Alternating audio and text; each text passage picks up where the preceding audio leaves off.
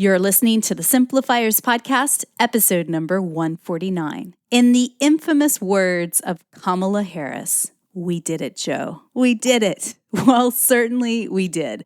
Another spectacular season of greatest hits on the Simplifiers podcast. That's another 47 interviews and 11 more bonus episodes for the books, helping people simplify their work, life, and everything in between.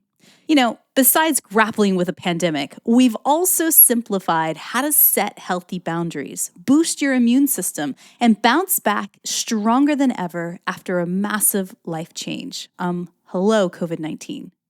And through this work, I've learned a few things about you. You, once again, really love the episodes where I simplify these 4 cornerstone topics. 1, self-care and simplifying down to get back to thriving. 2, gaining clarity by setting laser-focused goals.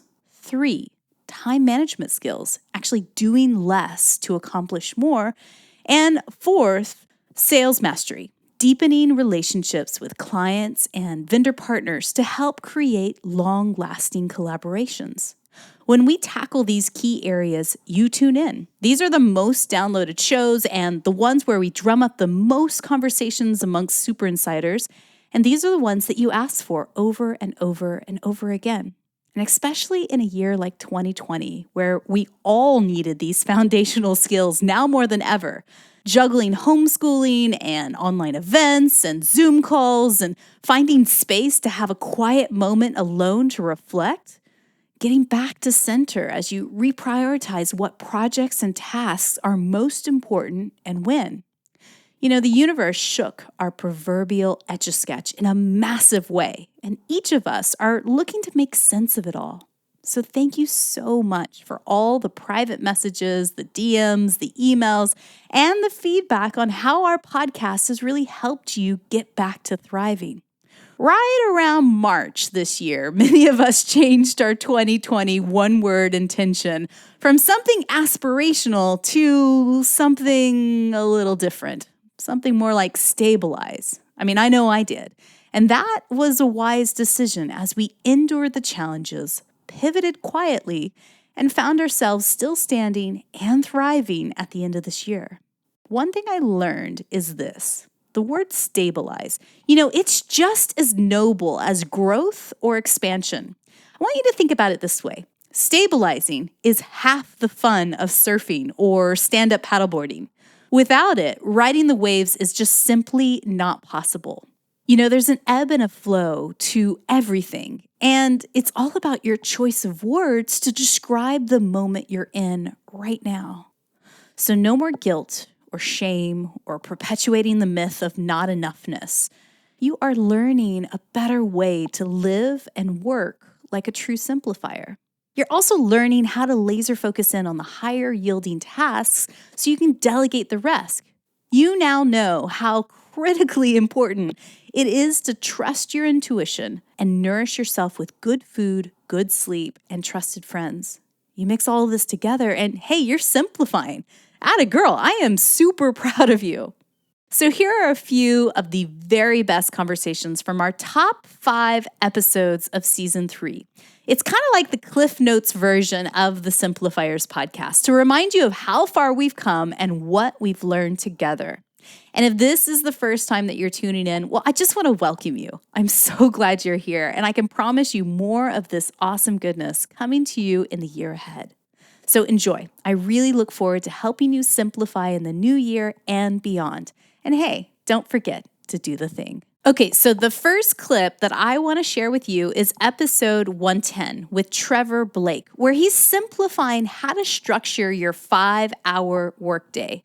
Now, this certainly falls under the time management umbrella, and it will challenge your old belief on how you need to work more to achieve better results. Wrong, wrong, wrong. In fact, he predicts that if you do less, actually work 5 hours a day and stay super focused, you could actually accomplish more. It's time to ditch the hustle and grind mentality that's being preached out there and try something new. Do less, accomplish more. And it's possible no matter what stage your career or business is in. Trevor breaks down his average workday and shows us how he does it in very simple terms. Now remember, if you're now cramming in homeschooling or other added responsibilities on your shoulders these days, you may actually only have 5 hours that you can devote to your work today. Guys, it's no longer a pipe dream for us to work less. It's a necessity to keep sane. Here's how. I've never worked more than 5 hours a day, even when I worked in a regular career, but it was something I had to keep to myself. If I told my bosses I was only working 5 hours a day, I'd have been out of my ear. But the truth is, I won all the awards going, sales awards, marketing awards. I was on fast track promotion, but I couldn't reveal to anybody the reasons for what I believe to be the success, which is I learned a long time ago when I was in my early 20s how the brain works. Mm-hmm. And so we can only physically concentrate for about 2 hours a maximum. There are some psychologists who say it's 10 minutes is the maximum, but I think that's a bit extreme. But typically 2 hours is about enough. And everything you do after that 2 hour period diminishes rapidly in terms of productivity. And so I learned early on to structure my brain, if you like, rather than my work day. I suppose it should be the 5 hour brain day, really. Mm-hmm. And that is a 2 hour period of dedicated work and then switch off, leave the electronics behind, go and do something that's very distracting. So for me, that's like going for a walk in the woods or taking my dogs out or something. Yeah. In the old days when I was a full-time employee, I used to just drive to an old building somewhere, drive to a cathedral or to a castle or something like that, and I would just park up and just let the beauty of it, just sink in for about an hour. And by doing that, you recharge your brain cells. You allow those neural pathways to change, and you don't get burned out. And when you come back to the next dedicated work period, you're as sharp as if it's the first work period during the day. So that's really it's a very simple logic behind it. But I've done that. So as being an entrepreneur, I immediately fell into the trap of not doing that because I felt guilty because when I started my first company, I think, well, I must have to work all the hours God sends in order to be successful. And the opposite is true. And so I would sit at my desk and I'd wait for an email or I'd wait for the phone to ring, and I didn't dare leave the office in case that happened. So I even forgot to eat and all the rest of it. And then after a few months of doing that, you get pretty stressed out. I realized I was being dumb. Go back to the way that worked for me in a regular career. It was successful then. Why wouldn't it be as an entrepreneur?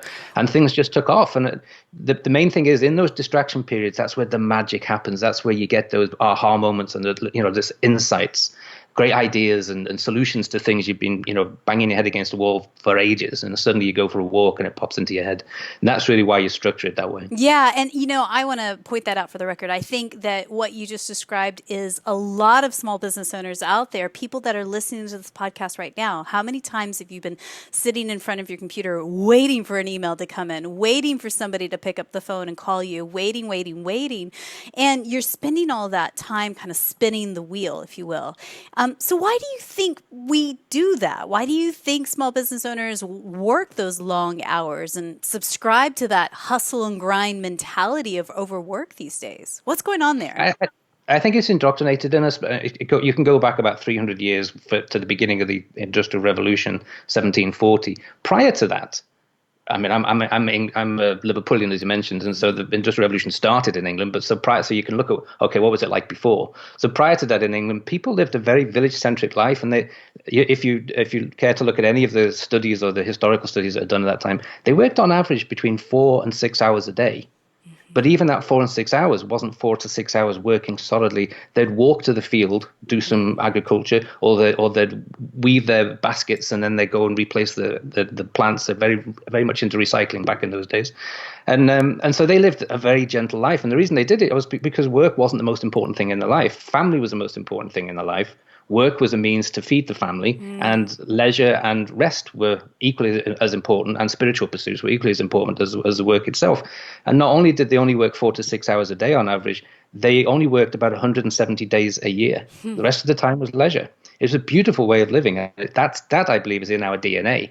And then, of course, along came the invention of the spinning jenny and things like that, and then power and steam, most of it.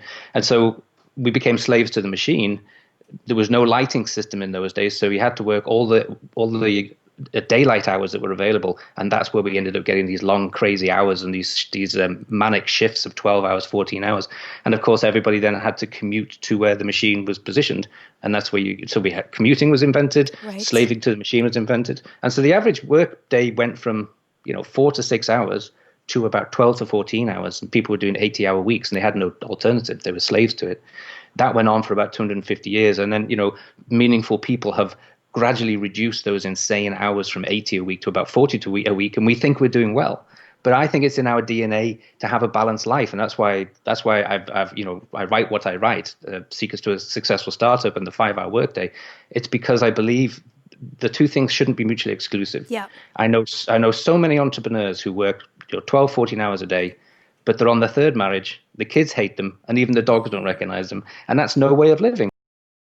Okay, so did I mention that this guy launched and sold 3 small businesses for, $300 million? I'd say that he's one worth following. Go on back to listen to the full episode. That's episode 110 on exactly how to structure your 5-hour workday in the new year. It's brilliant indeed.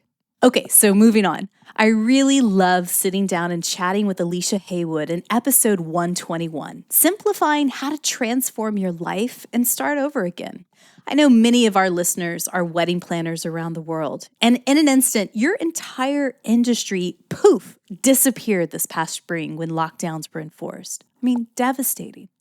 But in that release, many of you were able to pivot into producing micro weddings or utilizing your innate skills in project management in other industries. Like Alicia, it took a conscious moment to pause, reflect, and do what she calls a life cleanse. I think it's all about intentional and deciding where you want to jump to next rather than getting swept up in the storm. It's in this work you're going to find clarity on what path is right for you in the new year ahead. Intrigued? Listen on.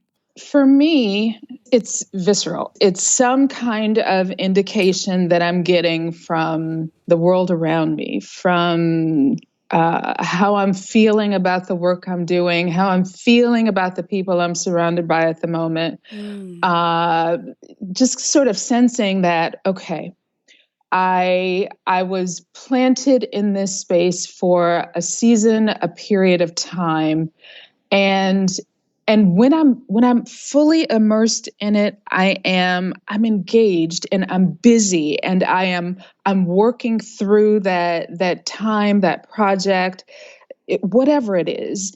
And then when it's time for me to shift, I feel it. I feel it just wholly internally that something needs to shift now. I start to feel that I think I've done what I've been sent here to do. Yeah. I always say that I go where I'm needed. You mentioned in the intro that I've been in the media space for a minute. 26 years is a minute or two. Yeah. And I have lived and worked through all sorts of changes that were not initiated by me, but they were changes that I needed to navigate. I needed to be adaptive, and I needed to be willing to explore something new all the time. That was just the nature of the industry that I was working in. And thankfully, I didn't mind that. I didn't mind the challenge. I didn't mind now granted, not one time was it easy. Mm-hmm. Not one time. Yeah, there's no guarantee of that. Oh, never. So, but I was always willing to say, okay, what's ahead of me now? What is the new thing now that I need to learn? I'm always willing to learn, to be challenged, to be moved into that next space, because for me, I really live by the belief that it's forward motion only. I don't want to be stuck. I don't want to be stagnant. I want to feel like I'm living and working in purpose. And when I feel like that purpose has been satisfied, it's time for me to move forward. And so maybe intuition is the right way to phrase it. Well, and I think it's really interesting that for you, it also personifies in a physical way. Do you feel it in your voice? Do you feel it in your heart, your chest, your stomach, or somewhere else physically in your body? Yeah, that's a really, really good question, because I absolutely hold the stress of anything I'm doing. It's in my stomach. And so the tension of learning and doing and producing, the minute that opens up, I feel the relief. I feel the relief. And maybe what I'm learning here in this conversation, Mary, is that I'm thriving on that sensation, right? Yeah. So once that lets up, I would imagine most people would consider that a place of comfort and relief and a time to relax. Yeah. But I almost only know that. I won't say only is not the proper word. I'm so used to living in that kind of feeling, that feeling of tension. We're doing, we're producing, we're making things happen, that when it eases up, I don't really relax in that relief state for too long, because I'm thinking, okay, time to move on to that next thing. It's time to make that next thing happen. It's time to do. Where am I needed next? But it absolutely stems from my stomach, for sure. And I can imagine a lot of people listening right now are the same way. Creators, artists of various shapes and forms, whether they're a photographer, a wedding planner, a project manager, or otherwise, always going to the next project, the next client, the next new thing. That's where the spark and excitement is. But I think it's really interesting to me that for you, it was starting to learn that your body was giving you physical cues to trigger, like, oh, maybe it's time to turn the page and flip to the next chapter. Yeah, it is. And, to your point about those of us who kind of live in that freelance space, even part of the time, there is this sense of, you always have to think about that next thing. If you want, in order to kind of sustain yourself, there's always there's something in the back of your mind that is keeping you focused on being open to that next thing, wherever it may come from, being ready for that next thing. Thinking about, okay, what is it that I need to do next to keep myself growing and moving in the direction that, that I would define as the right one for me, or the direction that's going to lead me toward the success that I'm after, however I'm defining that. Yeah. And, I think it's really curious, like even just zooming out and see the way people work these days. I mean, our parents, grew up in a generation of steady corporate desk jobs. You stay at a company for 30 years, you retire, you get the celebratory cake at the break room at the end. Yes. And, you get your pension and you move on, right? And then you have a life of golf and hanging out and gardening. That's not even a reality, really, for a lot of people anymore. People who live and work in a corporate desk 9-to-5 kind of job, there is very little job security or stability, I'd say, in there as well. So I think that this potentially could apply for those people as well. So you're here at the precipice, big changes afoot, you're about to make a big jump. I want to actually get in our time traveling machine and go back to 2014, which, funny enough, new friend, is 2014 was a year that I also made a big life change, but I'll tell you about that in a second. So in 2014, you did what was called a life cleanse. Tell us, what does that mean, and what did you do in that moment where you transformed your life? Okay, what a cliffhanger. Alicia is such a brilliant person. And if you'd like to hear more about her life cleanse in 2014 and once again in 2020, and how she navigated through big change and came out on top, I really encourage you go back and have a listen to episode 121. It's good stuff indeed. Okay, so on to the next one. My next clip, it makes me smile. He is one of my favorite people on the planet. Dr. Gary Chapman, the author of The 5 Love Languages. I caught up with him once again to talk about and simplify how to strengthen your personal relationships through a pandemic. That's episode 124.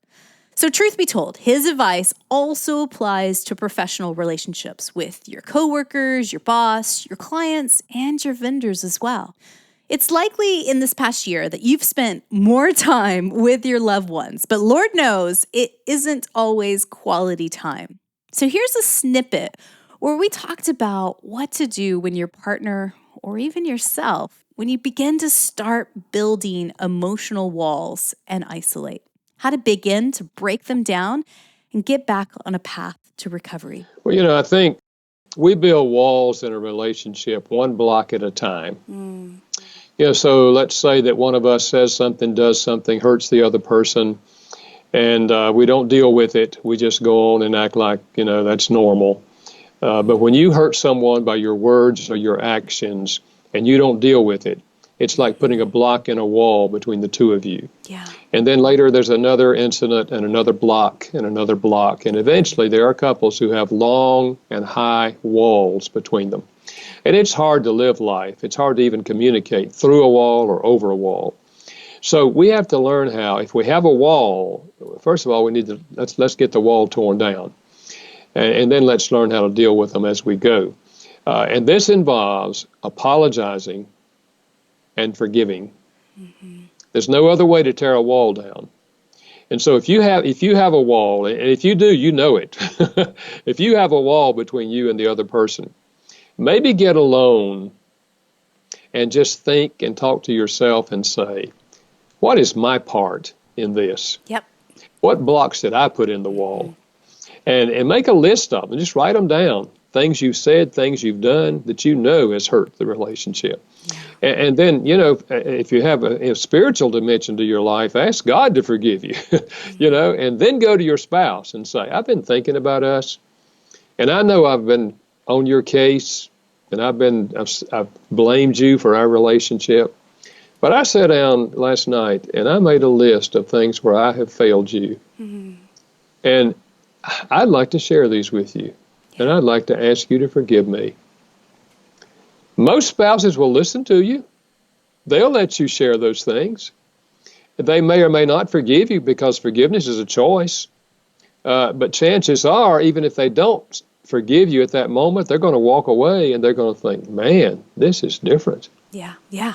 As they scoop their jaw up off the ground because that you've just completely shocked them. And I think that requires a person with courage and integrity, and to own up when you flub it up, because none of us are perfect. We're not robots, right?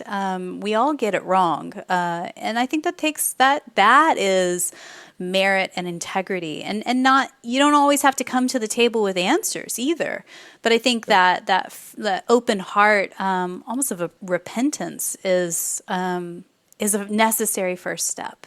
It is. And then if they do come back, in 3 days or 3 weeks, and they begin to tear the wall down on their side, then you just kind of make a covenant. The next time I hurt you, I'm going to apologize. Yeah, we're going to agree to that. So we tear the walls down, we tear the block down before the wall gets built again. And that's the healthy family. It's where we learn to apologize when we do wrong. And I don't mean necessarily morally wrong, but when we've hurt the other person and we realize it, we apologize for it. Maybe it was not even intentional, but we still apologize for it. And the other person chooses to forgive. And forgiveness is not a feeling. Forgiveness is a choice. I'm going to remove the barrier so our relationship can go forward. I'm going to pardon you rather than make you pay for this the next 20 years. And it removes the barrier. And Dr. Gary, that is why you have sold 12 million books around the world. That is literally why you have just summed it up. There is a reason you are such a bright light in the world, and truly for so many couples and people like myself out there. You just really are a straight shooter, and I'm so appreciative of you.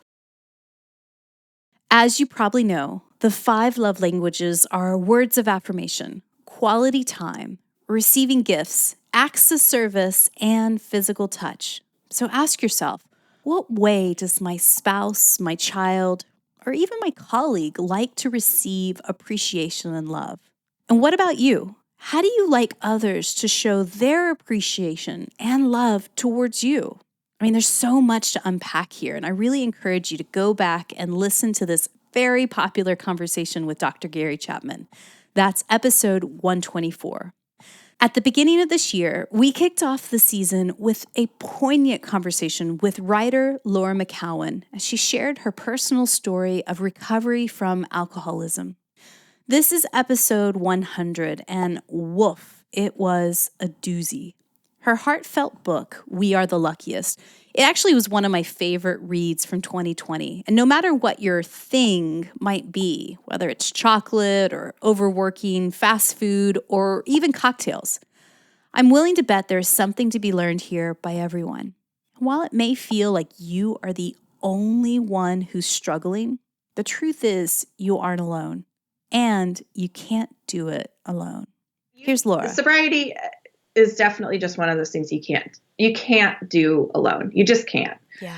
And you can try. And I see people try and it doesn't work. And maybe they can grit it out and not drink or not whatever the thing is, but you go insane. Because what we need is connection. It's not even about the alcohol. We need to connect, and we're not meant to do anything alone. Right. Though we try really hard in our world to do things alone. Yeah, I still have this one saying in my head that I saw on a billboard at a church in my hometown 25 years ago, and it has always rung true to me.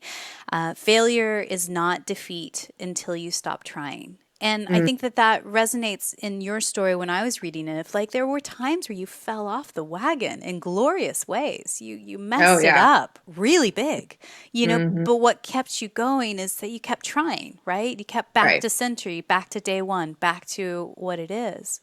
Yeah. And I imagine also your family, your friends, the ones that were there in your inner circle trying to support you through it. What did you hope that they would do for you in those moments to help you get back on track? Oh, gosh. How can they best support you in your mind? Well, I think the best thing I know is this. It's the very beginning of the book. It's like before anything starts. There's this list of 9 things. Yeah. And that's what I tell people to say to those who they want to support. It really applies to anything. But the 9 things are this. So it's not your fault. It is your responsibility. It is unfair that this is your thing. Yeah. This is your thing. This will never stop being your thing until you face it. You can't do this alone. Only you can do it. I love you. And I will never stop reminding you of these things. And it really does come down to that. I imagine in my own life with my own things that if people said those things to me, that is the reassurance I need. That is the accountability I need as well, so that I can step up and own my things and get closer to healing also. Yeah. So tell us about a bigger yes. What does that mean? You talk about that in the book. Yeah. So there's this whole other aspect to addiction, and really, when I was saying, this is your life, I really do think that when we don't, our unused potential in our life is not a benign thing. Mm-hmm. And I think when we don't live into it, and I don't mean work potential. Yeah. It's our full potential. Dharma in yogic speak. When we don't live into it, something dark grows in its place. And we see this. People become bitter and resentful and angry and depressed. And that I went to this retreat and I opened up this book called The Great Work of Your Life in the bookstore. And I came upon this quote by the Gospel of Thomas. And it said, if you bring forth what is within you, what you bring forth will save you. And if you do not bring forth what is within you, what you do not bring forth will destroy you. And I got goosebumps all over my body. And there's a whole story about that weekend, but to me, that was almost more painful than anything else. And for me, it was like I was living a life that was very wrong in a lot of ways for me. And it's the result of that dishonesty and just not listening to myself. So the drinking had to go, yes. And I think we also, like, when we quit something or leave a relationship, we tend to think, I got to run away from that, right? Mm-hmm. And eventually you have to run towards something else. Yeah. And to me, that's like this concept of a bigger yes. And getting towards a bigger yes means you have to say no to a lot of other things, a lot of other things. Like, we don't get to have it all. Mm-hmm. But that bigger yes is your potential, and it will save your life. It really will. And that's been my experience anyway. And so I talk about that a lot. To me, it's a very spiritual thing too. It's like not success on a measurable scale. It's not like having a certain title or whatever. It's not your work necessarily, although it can be. Yeah. It's just being who you are, like really being your true self. Yeah. Is what I'm talking about. Whatever that means. For me, it was like I was a writer and I knew it, and I was born to write. I always wanted to write, and I wasn't doing it. And it was breaking my heart. And coming into that and doing it, I can say it literally saved my life. So that to me is the bigger yes. It's like answering that. And to me, it's the upside of this call to change, because a lot of the change is painful, and there's a lot of grief and anger and sadness and all of that. But the upside is this beautiful stepping into this beautiful, bigger yes that it is really what we want. It's really what we want. It gives our life meaning. That's what we want. We don't want to be happy. It's like happy is an outgrowth of that. And it's one of a million things that we might feel or whatever. We want to have meaning in our lives. Yeah. So to me, that's the bigger yes. Yeah. And I love that as an analogy as well, because I think that what you're running towards is your true identity in this chapter of your life. You're running towards your core values and towards the things that really do light you up. And so in my mind, it's very clear you're running away from the things that, you thought were the magic fix, the things that make you better and make you brighter and make you funnier at parties. But in reality, it was dimming your light. You're running closer to the light that is true within inside you. Man, oh man, I love that conversation with Laura. Go back and download that one for your library. It's episode 100. Now, I know I said that this was a top 5 episode, but actually, okay, so I lied. It's a top 6 recap. And I just wanted to give a very special mention to Neil Greenwood and our conversation in episode 112, simplifying how to rebuild community despite social distancing. His work through Morning Gloryville and now his new projects, Conscious Cupids, helping spectacular people bring love to life by finding lifelong partners and a community. Plus, Fursicle, helping to raise the global standards for well-being through breath work. You can see the common thread here. It's all about connection, love, and raising our vibration to shine bright and make a positive impact on the world. And there's a beautiful visualization exercise right at the beginning of our conversation. It's about 10 minutes long. So I encourage you, have a listen, especially if you need to get realigned, refocused, and recentered in your workday. This simple breath work will actually set you on a path towards clarity and help you transcend whatever blocks you're faced with today. So that's episode 112. Find it wherever you're listening to this episode right now. And as you know, our Tuesday episodes set the tone for the week ahead at the Simplifiers. So whatever topic we simplify in our interview episodes, we actually carry it through on our blog and in the Super Insiders online community, and also in my Friday bonus episodes. Now, these are my solo round, super thought of the day ones, where I go deeper into the topic at hand. And our most popular bonus episode from season 3 is all about how to squash your limiting self-beliefs. These are those anchors and stories you tell yourself that hold you down and hold you back. It's bonus episode 104. And, well, it's the first time as a podcaster that I lost my composure. I mean, we're talking tears and lots of them. as I shared one of my limiting self-beliefs that I've been working on releasing for years now. And as you know, most bonus episodes that I record are just little super pep talks, actually for you, especially when you're feeling down or frazzled or you just need a little bit of inspiration. However, this one, well, it ended up also being a release for me as I peel back the curtain and reveal a bit more about my personal life with you. So make sure to go back into the vaults and scroll through all of the bonus episodes. There might actually be one that could really help you the next time you feel overwhelmed or stressed out. Pretend it's just you and me talking it through together like friends. And I want you to know, this one is especially for you. Our limiting self-beliefs are really there to help us make sense of the world and what role we play in it. It's like a defense mechanism to help us stay safe, fit in, and survive. The problem is that thing, it might actually work for the short term, but most times we outgrow our belief systems as we learn more and experience more in life. Positive, life-giving self-beliefs should evolve and refine over time. Take your beliefs in spirituality, let's say, as an example. I know my relationship to a higher power has grown deeper and richer now at age 42 than it was when I was 20.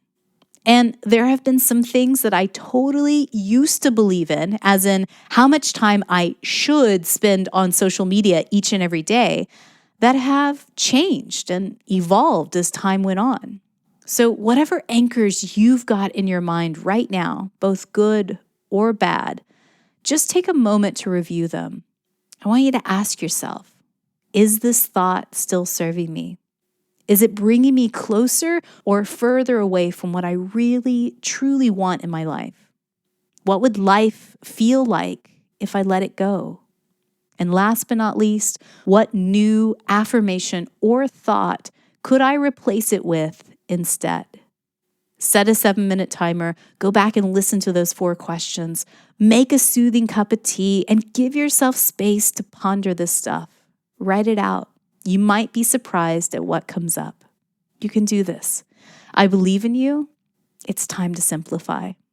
So thank you for tuning in to Season 3 of the Simplifiers podcast. Deeper and deeper we go on this journey. And in this past year, we have doubled our downloads, thanks to you, and expanded our reach to listeners in 120 countries around the world. Gosh, thank you so much for sharing this podcast with your best girlfriend or that one person who always looks a bit frazzled when picking their kid up on the school run. She will thank you later. Trust me. My quest is to take topics in work and in life and simplify them for you. So the next time you're on a Zoom call or at a networking event online, or someone is talking about money management or feeling super busy, air quotes, or how in the world you can declutter without having to give away everything you have, including all your clothes, all your stuff, wear only black turtlenecks, and live out a suitcase. Aha! You can chime in confidently with your 2 cents because you've heard it on the Simplifiers podcast, like a total hero. And we are in full systems go mode with planning an incredible 4th season ahead for you now. Based on the feedback that you shared with us, we are booking bigger and bigger experts, authors, and superstars.